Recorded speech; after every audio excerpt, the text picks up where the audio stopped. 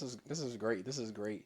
And we want to pivot now because it looks like people watching us are probably thinking, oh, why are they talking about the junior pastors or the younger people coming up? What about the pastors? Are they not probably the causes of, you know, other people moving away to go and start ministry? Yes, we're about to talk about that. So right now we want to talk about the insecurity of leaders.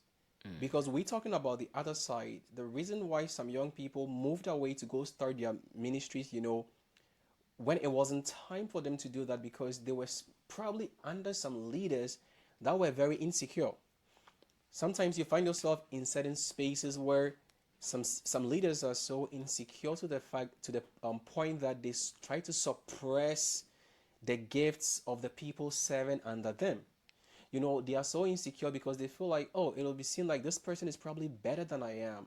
This person is doing well than I am. Maybe the church peoples or the church members will begin to esteem him or her than they are esteeming me. But if your focus is on Christ and you are building a church, you are leading the people for Christ, why should you worry about yourself? And this issue of insecurity has really, really pushed a lot of people into rebellion. It wasn't like they wanted to do it, but it was kind of like they had no other option because the pastor was suppressing them, the pastor was pushing them down, the pastor didn't want the best for them, and it's led them away. And these are very, very obvious, especially when you go even into the Bible. You see what happened between David and Saul. Instead of Saul fathering David, instead of Saul, bringing David closer and becoming a father to him, he rather ended up fighting this young man. And these are the things that we are seeing in ministry now. Now, someone will go into a ministry and be like, I want you to be my father. I want you to maybe, help me develop the gift that God has given to me before you release me into ministry. Now, this young man comes into the ministry and notices that his man of God is rather suppressing him, rather pushing him down. And it just becomes like the Saul and the David.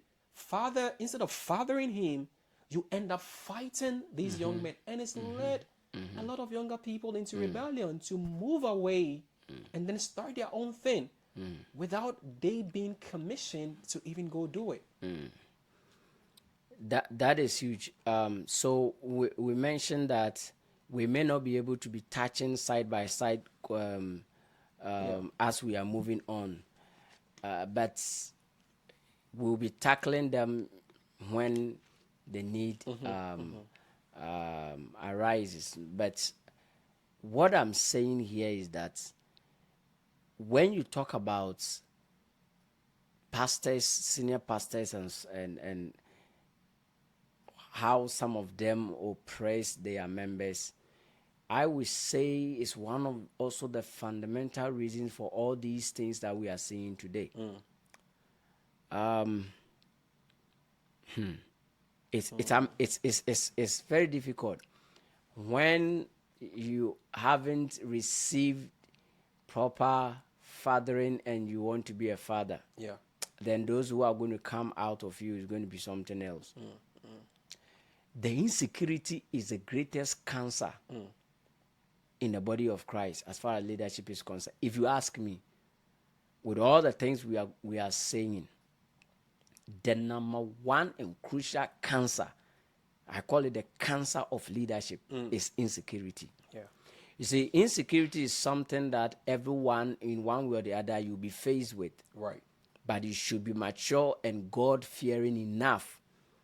And you must have the self-value, self-worth, and all that in order for you to move away from it.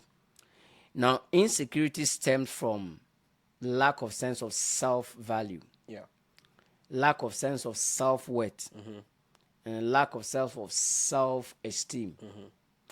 When you lack, or if you have poor self-concept, then you are always going to fight the people God has brought around you. Right. Truthfully, God brings people around men of God. He brings people to them to develop them. He brings people their way so that they will learn some things from them. But when they come, you see some men of God, greediness, selfishness comes in.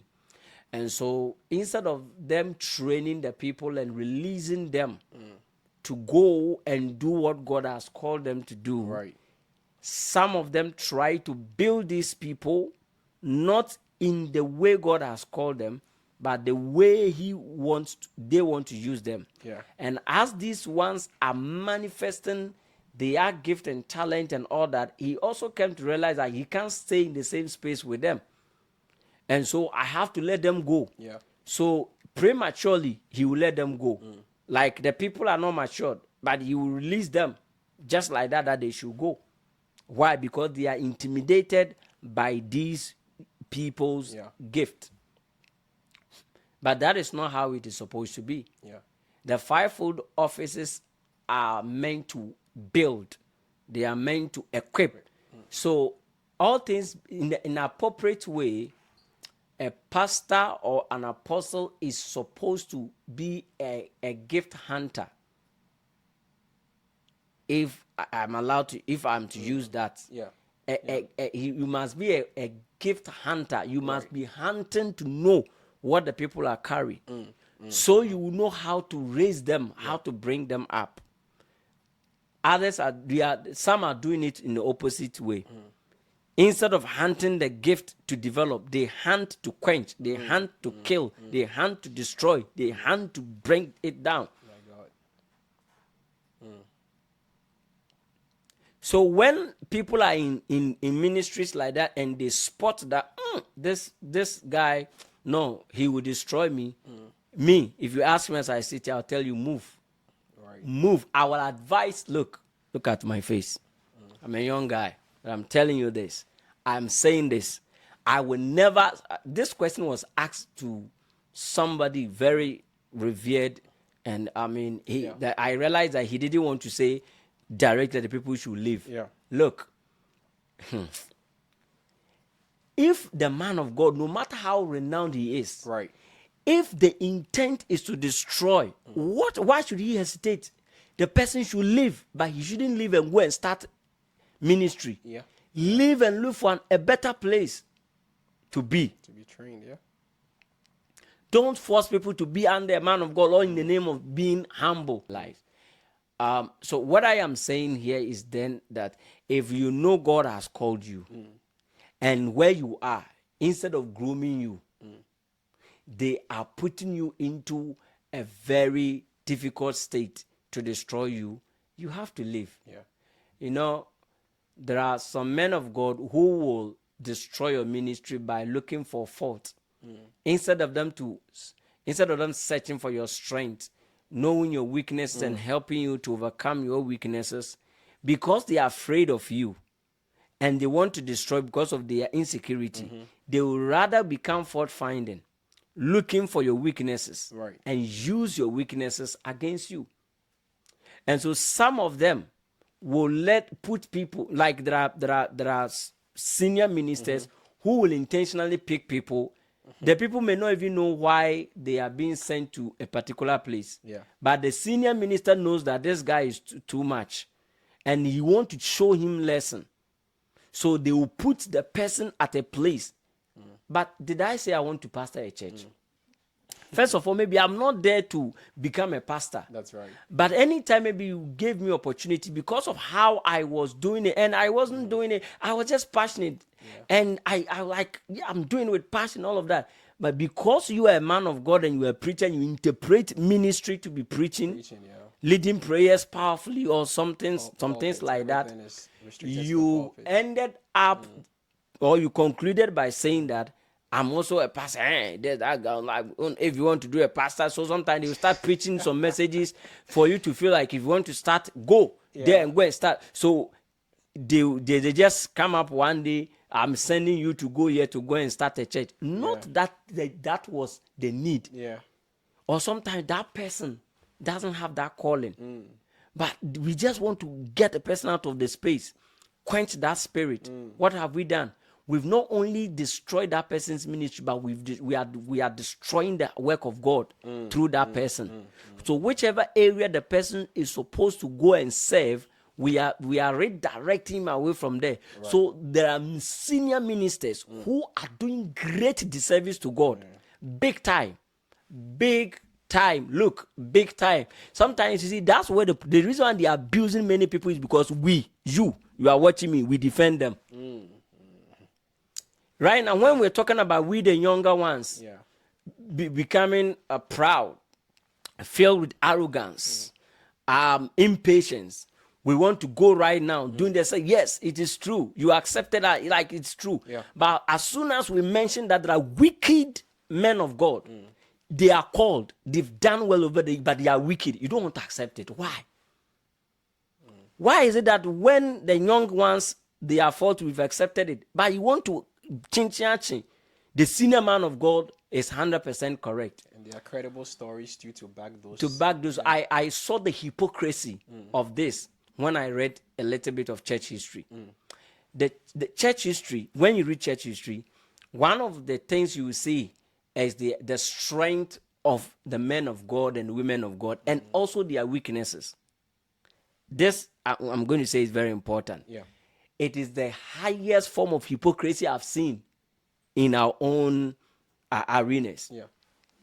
So we mentioned Catherine Coleman. We read, oh, Catherine Coleman was this. Then we come to the weaknesses. The woman divorced. She did this and did that. Okay, fine. And when we are done, we still love Catherine Coleman. That will not stop me from not loving Catherine Coleman. Somebody like Calvin,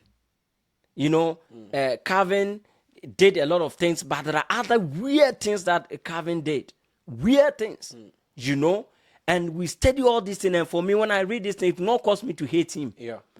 We study them, and when we are done, we say, oh, okay, he did these things wrong. He did this thing right. What do? I study so that I'll pick the strength. That's right. And also learn not to repeat, and also to understand that as a human being, you have your flaws. That's right. So you have to watch out. You are not God.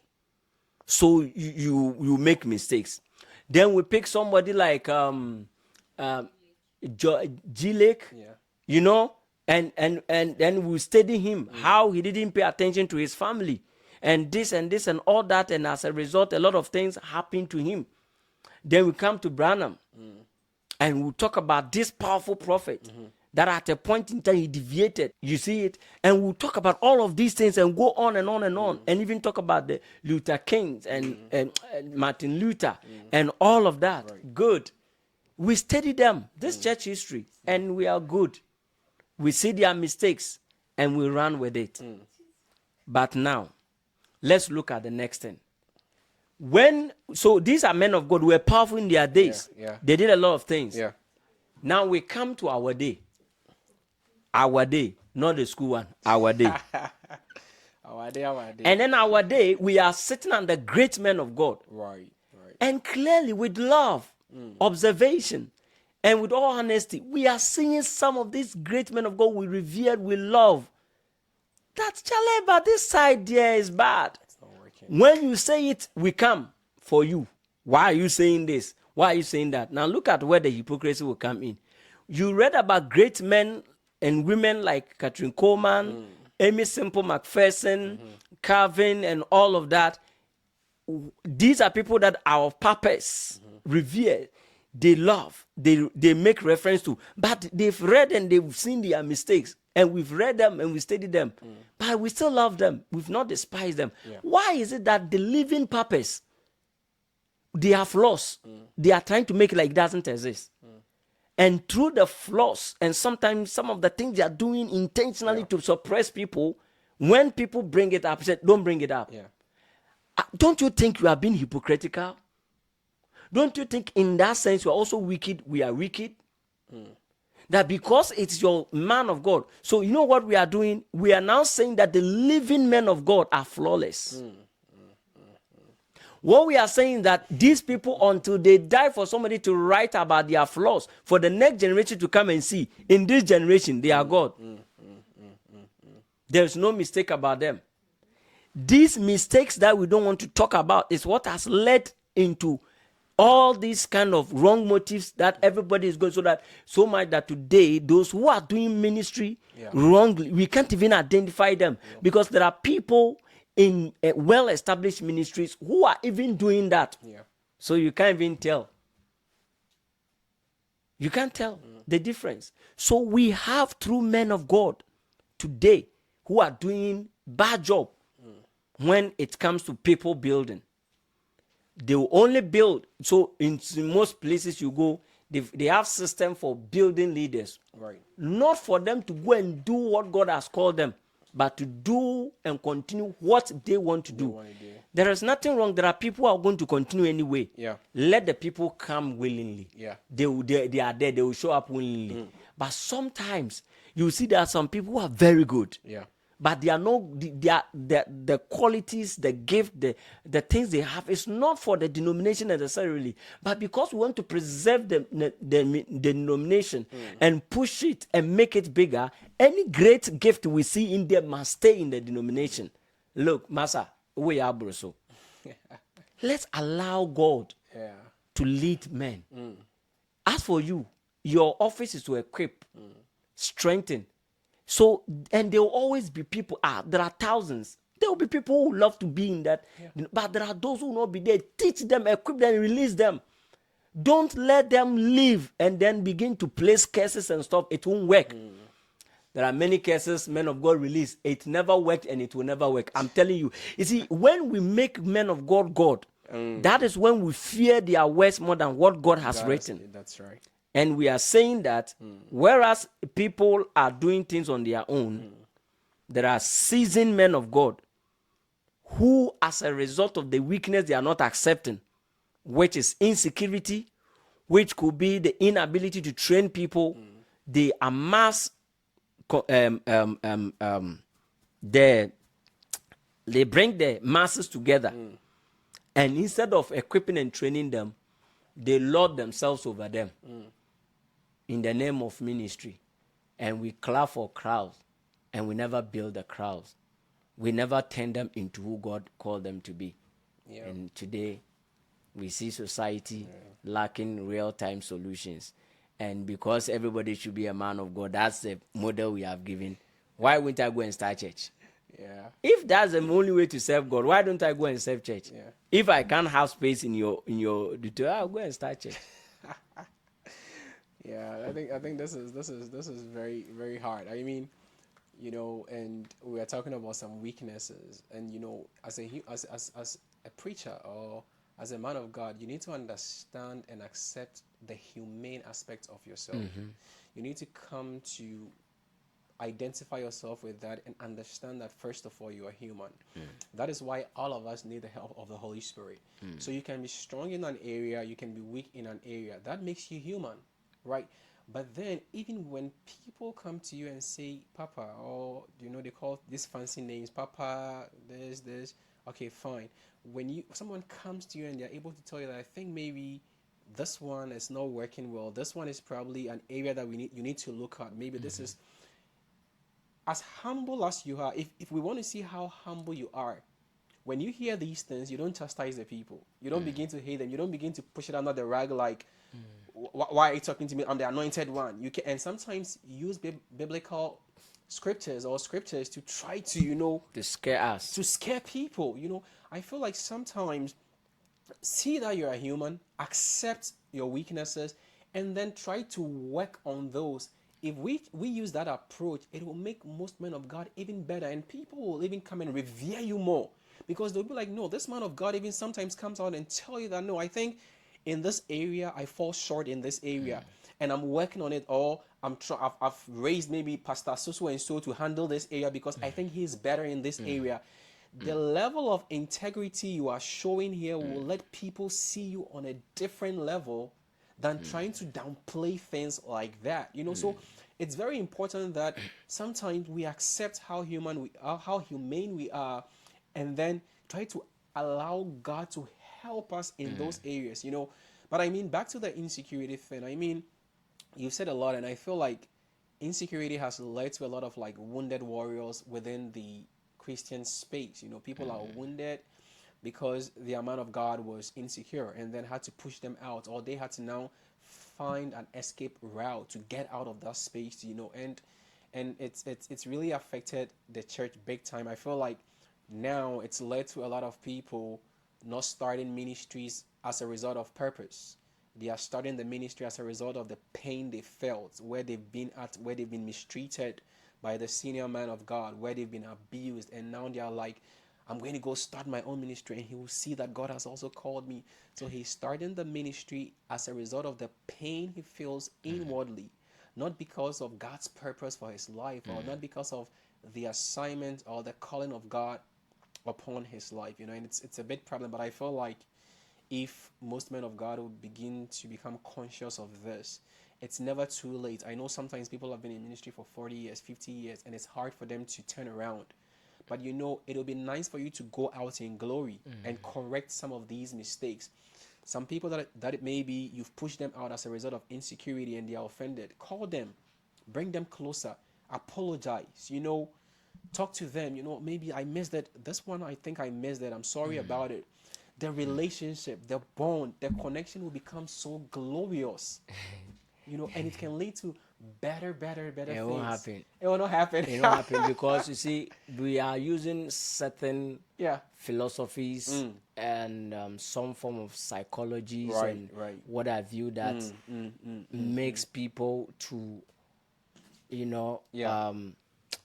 think that if like the level I've gotten to, I can't come and I can apologize to you. That's what I'm trying to say. That they have this kind of psychology that makes them think that if I come to you, like, no, I have broken a certain rule. Yeah. I'm no more the man. So I Yeah. won't come. I won't come. Where did you get that from? Because You see, I won't come. yeah, because you're talking about levels. I'm like, what level have you even gotten to that is higher than Christ being God, and yet he took the form of a man? A God coming in the form of a man. Yeah. Then you are here saying, "Oh, I have a level because now I am this."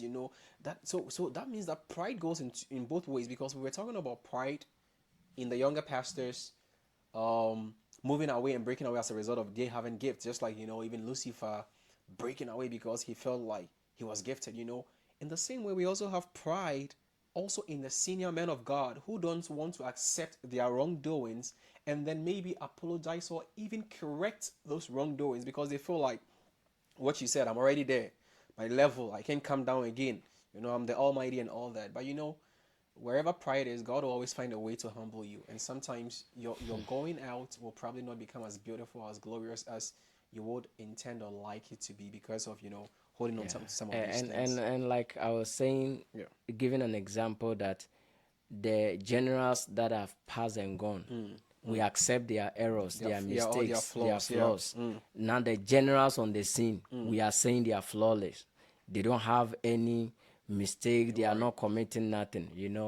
And because they are huge, when you talk about it, and we from where we are coming from, how dare you? Who are you to correct? I'm not correcting the person necessarily. That's culture. what the Bible has written. And so, if people are dying, people are being manipulated, people are being destroyed, sabotaged under the search ministries because they have been there for many years. It's not they are doing the right thing. It's that they have been there for many years and they have a lot of people, a lot of following. So it's almost like if you have a huge following, everything you say is correct. You can't be wrong because you have a lot of followers. You can't be wrong because you've been in ministry for a long time. You can't be wrong because the ministry has expanded. You can't be wrong because a lot of leaders are serving under you. I mean, this is serious. And so, in as much as I will not attack you, I will not allow you to break me. Yeah. Personally, I will not allow you. I respect and I revere you, but when I see you disrespecting God, I will not submit to you to destroy me. You understand? Because we are all serving God. Yeah. And the opposition is there. I'm not coming to fight you. I respect you in that regard. And when people defend this, we defend our standing generals, even when they are making or they are out of, like, they are saying something that clearly, Charlie, this is not what it is. You see that we'll come and then we'll try to defend it with everything that is within us. But one of the things I've realized in this life is that I know people who were defending certain men of God. Some of them at the time I knew. When you mentioned they will fight you. And what I've realized is that some of them, when they come to the point where some of us were and what we saw, and then they move, they end up fighting those people More. boot to boot, saying this and all that about them. But when some of us were saying it or spotted it, even if we didn't say anything, Right. those that were talking or moving, they were the ones who were fighting them. Now, when the thing hits them, is that they come, and not some of them will. They don't even want to hear those people their name at all. They don't see anything good, even the good they've done. They say they have not done it to that extreme. Right. But for me, there are many men of God. People who say the man of God is this. Me, there are men of God on the scene.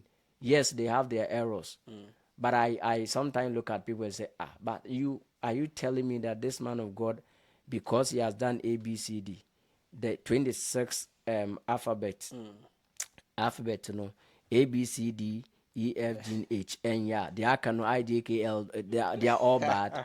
And sometimes look at people and say, as for you people too, you are like, at Yeah. least there are Too good extreme, things, huh? because if it's all about that, some churches will not even be there. Do you say it? I don't know if you are getting me. I'm trying to say that is it the fact that someone has seen something wrong in a minister. It's not that they hate them. They don't really hate them. And then sometimes you come and see them talking beautifully about the strength, the great things you've done. But those that are saying that everything is good, Right. when they leave, everything is good people. When they leave, come and see. Everything the man of God is bad. Yeah. You say that this is bad. This is not true. It's like, oh, master, you can't throw sand in. The fact that you did do interest say everything about Everything the about person the is bad. person is So bad. rather, Yeah. we that saw it, that they made us to look as if we are the evil ones. We rather see those people. We love them. We say admire them. Where I disagree. Clearly from scriptures. Life goes on. Yeah. But Yeah. these people, they come. Even the good things they are doing, they say it is not nice. Yeah, because people just need to be able to decipher, between people, ministers' strength and their weaknesses. If what you're doing is proper and good, you need to commend it. If what the person's weaknesses comes up and it's wrong, then that you need to question that, and that makes you more a proper believer. And everything should always be based on the scripture. The scripture is our standard. It's not like, oh, this man of God has this platform, this man of God has this huge following. So even when he's doing things in error because of his platform, we feel like that's it. But no, we should always go back to the word of God as Yeah. our standard. Yeah, So and so if people are moving away from there. yeah, I mean, I'm not staying there for you to destroy me. yeah. And so people are going to now start churches when they are not supposed to Supposed to start start church. churches. So now the church they are starting is as a result of the abuse they have received from the other side. You Yeah. see the point? Yeah. And sometimes if you force people to go into ministry and it doesn't work, what happens to them? And sometimes when you push people away from your corridors that they don't qualify and all that, and all their life that's what they thought they were going to do. Yeah. Now after they've left that space, what is going to be with their lives? So some of them may end up starting something new. And one thing I've realized is that when we are not properly taught Yeah. and brought up, you end up doing the same thing you are criticizing. So you go and start ministry, and there too, you don't want anybody to rise. Now you let the people know, do you know how much I struggled before Yeah. I got to Yeah. where I've gotten Yeah. to? Do you know Yeah. things I've been through? Now that you have to now clear the way and build and then make people become what they have to become. Osadeyo is now here to also play his role and make people know that now I am also the boss He's on alright. my own. So Yeah. it's not helping us to have many ministries that are doing so well. Yeah. But there are lots when you talk about ministries that are really messing us up. There are lots. That's wonderful. I think we'd like to pivot a little bit into something that is so dear to my heart, and